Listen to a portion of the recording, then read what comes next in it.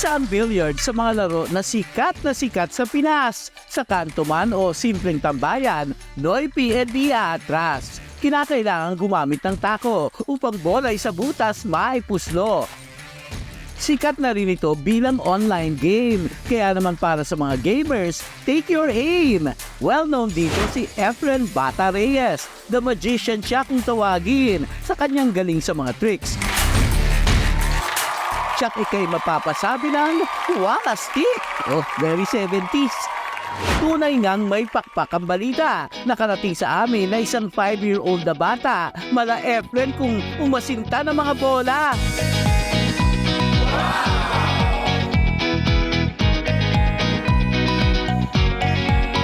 Bali, natutunan ko pong i-upload yung video na Eren kasi nakitaan ko po siya ng skills kasi po sa ordinaryong bata na 5 taong gulang, tapos alam niya pong mag-billiard. So, naisipan ko pong i-upload yung video na yun.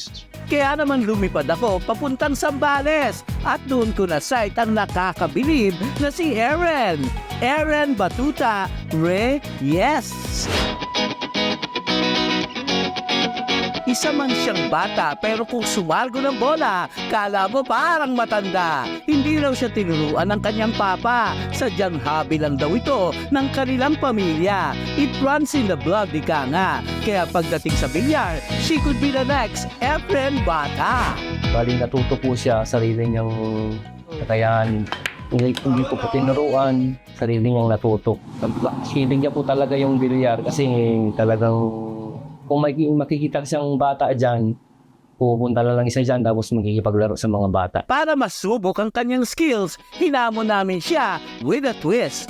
It's a battle with her father to see who is better. Sa una, mga tira niya ay mintis. Ang iba naman ay tumataplis. Tuloy lang, iha, hanggang maipasok mo ang mga bola.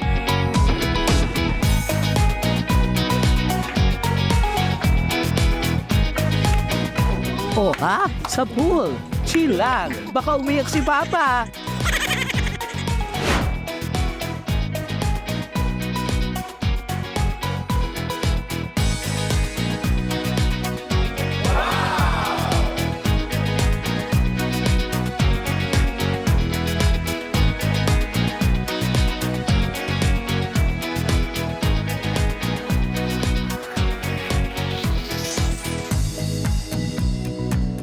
Bukod sa pagiging billiard player, she wants to be a crime slayer. Pangarap niya raw maging pulis. Hustisya at ako? Nako, wala talagang mintis.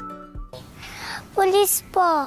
Kasi po, tulong po ako sa tao po. Sa edad na 5, wow ka nga talaga. Hindi maikakaila. Baka siya lang susunod na magtataas ng ating bandila. Kaya Eren, patuloy mong asintahin ang iyong mga pangarap. Siguro po susuportahan ko na si Eren sa kung anong meron skills niya. Para kahit paano maramdaman niya na may sumusuportang mga kapamilya niya. Pero sa kuya rin ko, hindi ko papabayaan ang pag-aaral niya. Kaya Eren, patuloy mong asintahin ang iyong mga pangarap. Sa bilyar man o eskwelahan, patuloy kang magsikap. Sa pool ng buhay, mapapa 8 ball man o 9 ball. Sa iyong pagsisikap, maabot mo ang pangarap. Yan ang sure ball.